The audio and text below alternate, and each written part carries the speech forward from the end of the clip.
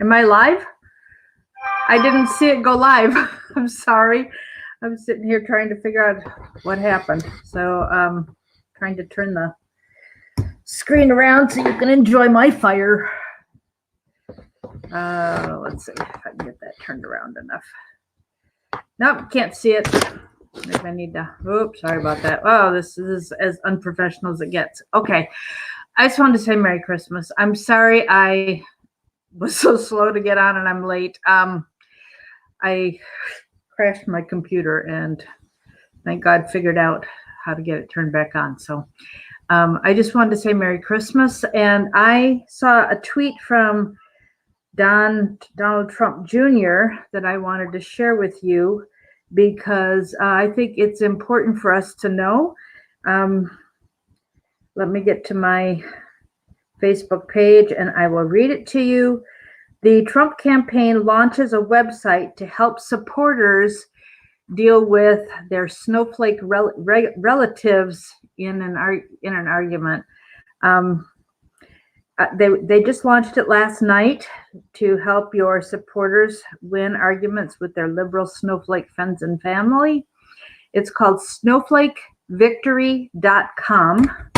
Let me type that in the chat there for you. snowflakevictory.com.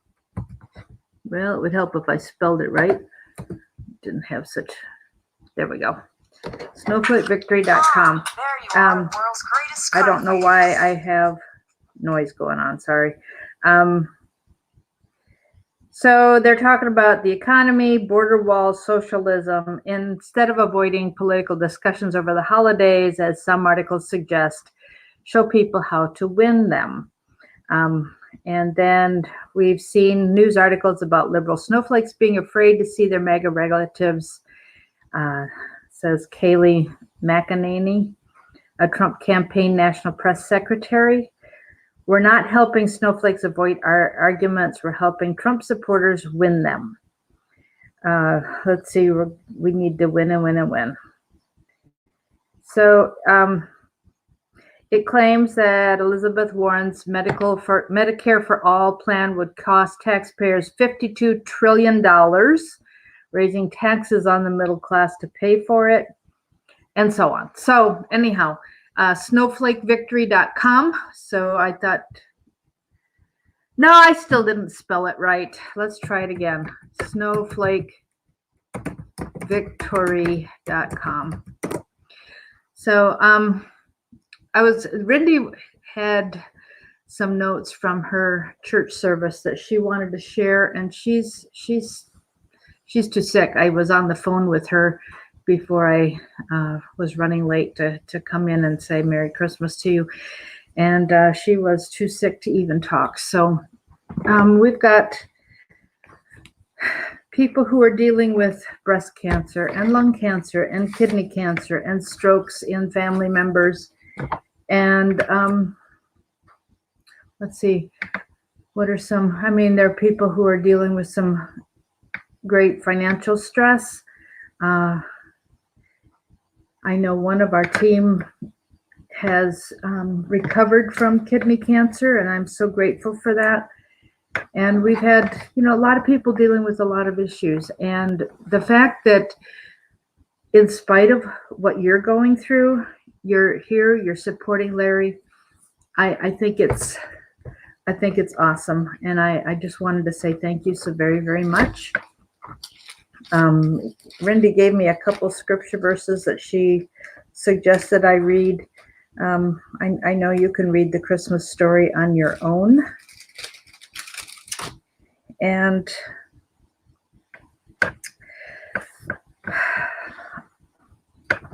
I'm going to go, this is kind of weird, but I'm going to go to, I think it was 2 Chronicles 20.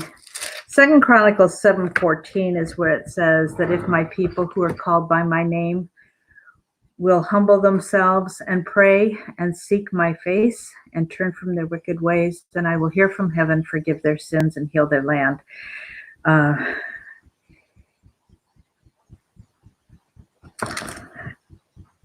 In 2 Chronicles 20, that's the story of Jehoshaphat, where there was an army coming against his people, and he was one of the good kings who got rid of the idolatry and the witchcraft that was going on.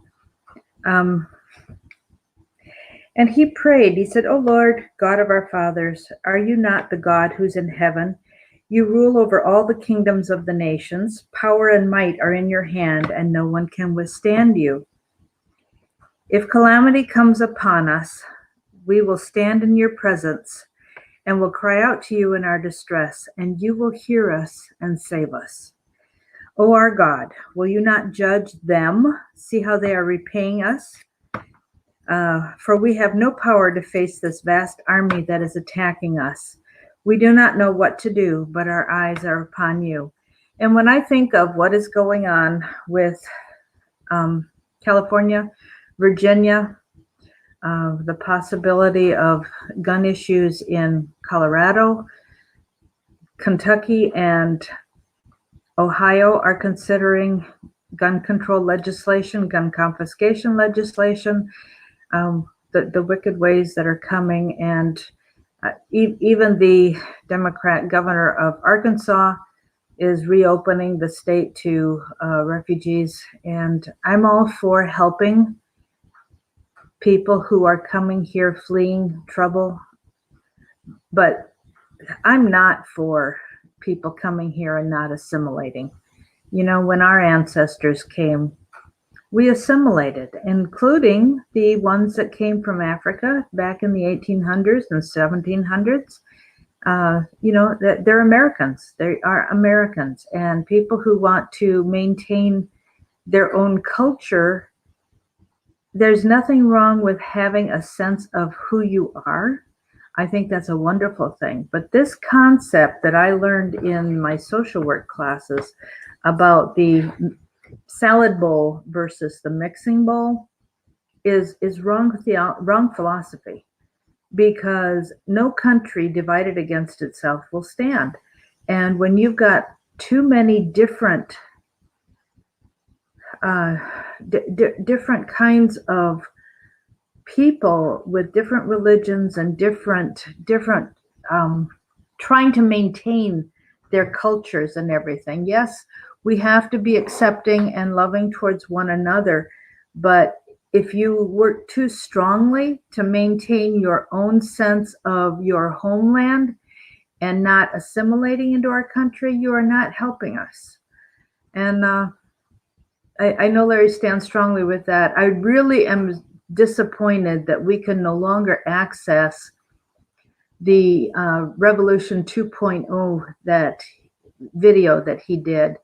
Now you can hear the audio, 45 minutes of the hour audio of that video. It's States Rights Patriots is the YouTube site, and it's a 45-minute video that you can hear the Revolution 2.0 on YouTube. You can hear the audio portion of it.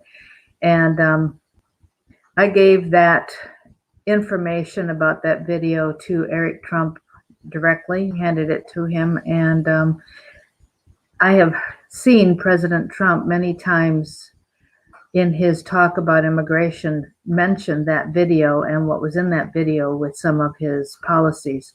So I'm not saying I had anything to do with it, but somebody just for sure passed on that information somehow, some way, and I don't want to take any credit for that, but the fact is that, you know, whether it landed in the trash and somebody pulled it out of the trash or whatever happened, the fact of the matter is what is in that video has been part of President Trump's policies that he has been trying to institute and keeps being blocked by the black-robed mob.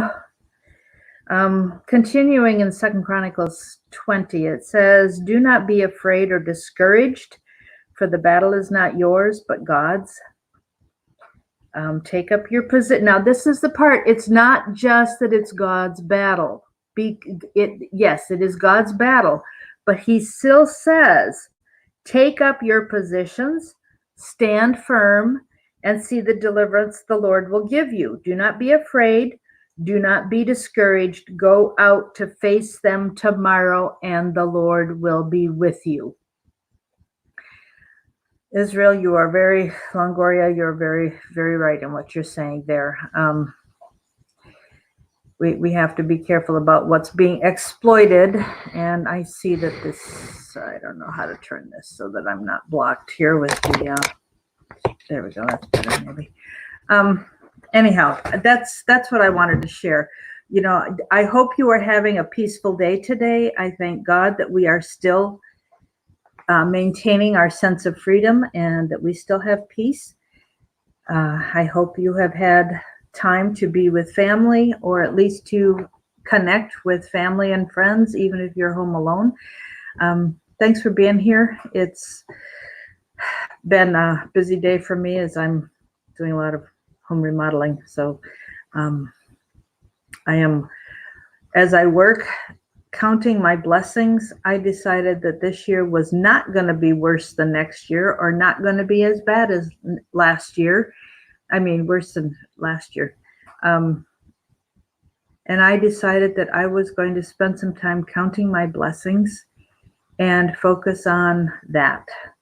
And so I saw something about a brother with ALS.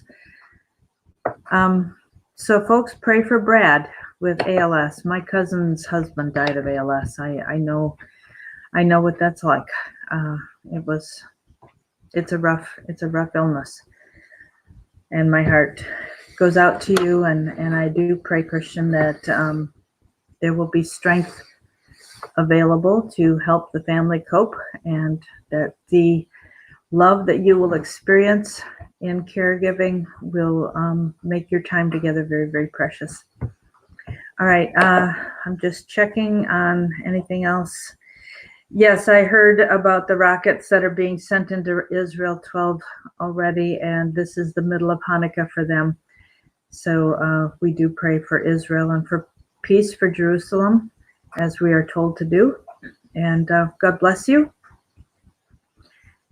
Be careful, stay aware, stay alert, and we'll be back tomorrow, hopefully with Larry. I have not heard a word from him today. I did send him a couple text messages. Oh, I do want to say, I've been getting a lot of messages from folks since he kind of said a goodbye message on Monday because he didn't have the money to keep going. I want to say thank you again for everybody who has supported him. He is definitely hanging in. He was hanging in there last night.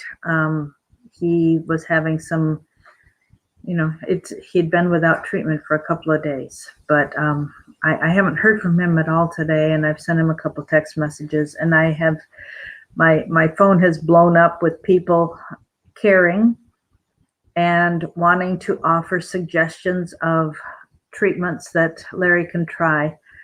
Please know, folks, I have to be very careful about passing those messages on because I don't push any care ideas on Larry.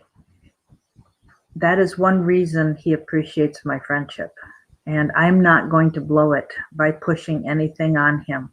If you have a treatment that you would like him to consider, then you need to get his address off nicholslive.com and write to him yourself with your proof, with your information, and let him choose to call you to pursue more of the idea. Please don't use me to be a gatekeeper. Please don't use me to be the one that you want and expect me to tell him about your ideas. That's not fair to me. It's not fair to Larry to have to use me as a go-between. That's not right. So if you have something to say to Larry, please write to him and say it directly. If you don't have his phone number, write him a letter, send him a note. His address is there on nicholslive.com under the donate page. So thank you guys for being here. Merry Christmas. Be blessed today. And I trust you will find you have more blessings to count today than you had anticipated even last night. So um, I'll talk to you tomorrow with Larry, and God bless you. Bye.